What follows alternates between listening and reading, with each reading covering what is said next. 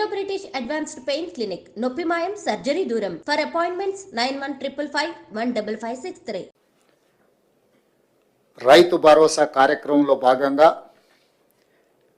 వ్యవసాయ యోగ్యమైన భూములన్నింటికి రైతు భరోసా పథకం కింద నిధులను ఇవ్వడం జరుగుతుంది. గత ప్రభుత్వం రైతు బంధు పథకంలో భాగంగా సంవత్సరానికి 10,000 ఇస్తే, మా ప్రభుత్వం ప్రజాపాలనలో రైతులందరికీ సంవత్సరానికి 12,000 రూపాయలు ఇవ్వాలని నిర్ణయం తీసుకున్నది. అదేవిధంగా భూమి ఉన్న రైతులకు రైతు భరోసా పథకం కింద వ్యవసాయ యోగ్యమైన ప్రతి ఎకరాకు 12,000 రూపాయలు ఇస్తున్నప్పుడు, తండాలలో, గూడాలలో, మారుమూల పల్లెల్లో ఉన్న భూమి లేని వ్యవసాయ రైతు కుటుంబాలు,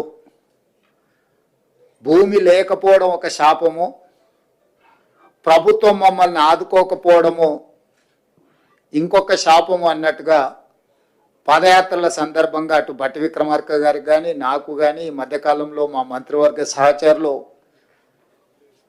పర్యటనలకు వెళ్ళినప్పుడు దృష్టికి తీసుకురావడం జరిగింది.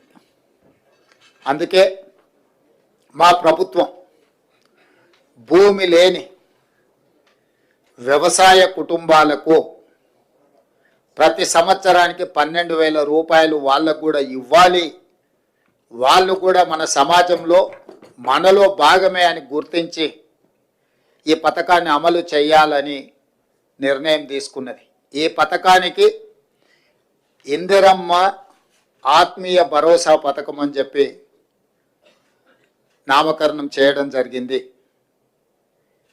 ఈరోజు భూమి ఉన్న వ్యవసాయ యోగ్యమైన భూములకు రైతులకు ఎకరాకు 12,000 ఇవ్వడమే కాకుండా, భూమి లేని వ్యవసాయ కుటుంబాలకు సంవత్సరానికి 12,000 రూపాయలు ఇందిరమ్మ ఆత్మీయ భరోసా పథకం కింద ఇవ్వాలని నిర్ణయం చేయడం జరిగింది.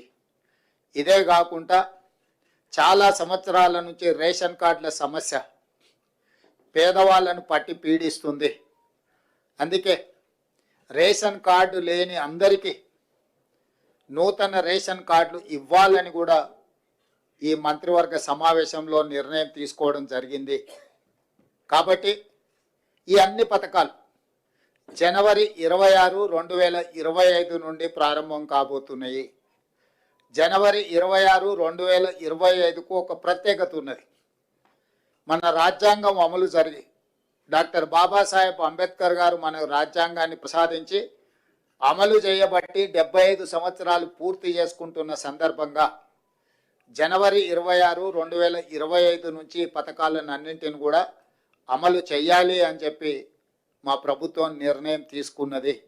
అదేవిధంగా వ్యవసాయ యోగ్యం కాని భూములు అంటే రాళ్ళు, రప్పలు, గుట్టలు, రోడ్లలో పోయిన వాటికి, లేదా మైనింగ్ చేస్తున్న భూములకు, లేదా నాలా కన్వర్షన్, రియల్ ఎస్టేట్ వెంచర్లు, పరిశ్రమలకు తీసుకున్న భూములు, అదేవిధంగా రైతుల నుంచి ప్రభుత్వం సేకరించిన భూములకు రైతు భరోసా వర్తింపజేయము.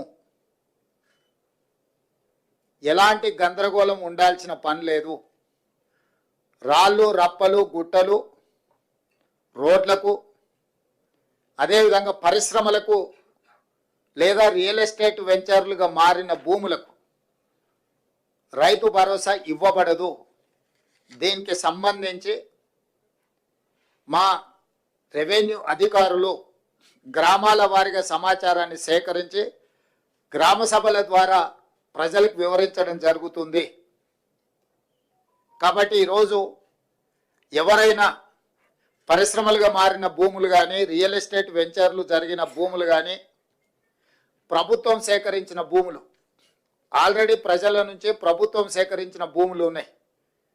కానీ రెవెన్యూ రికార్డులలో, ధరణిలలో లోపాల వల్ల కొంతమందికి ఆ రకంగా కూడా రైతు భరోసా పథకము గతంలో నిధులు చేరినాయి కాబట్టి దయచేసి మీరే స్వచ్ఛందంగా ముందుకొచ్చి ప్రభుత్వానికి ఆ వివరాలు అందించడం ద్వారా ప్రభుత్వానికి సహకరించాల్సిందిగా వాళ్ళందరికీ మేము విజ్ఞప్తి చేస్తున్నాం.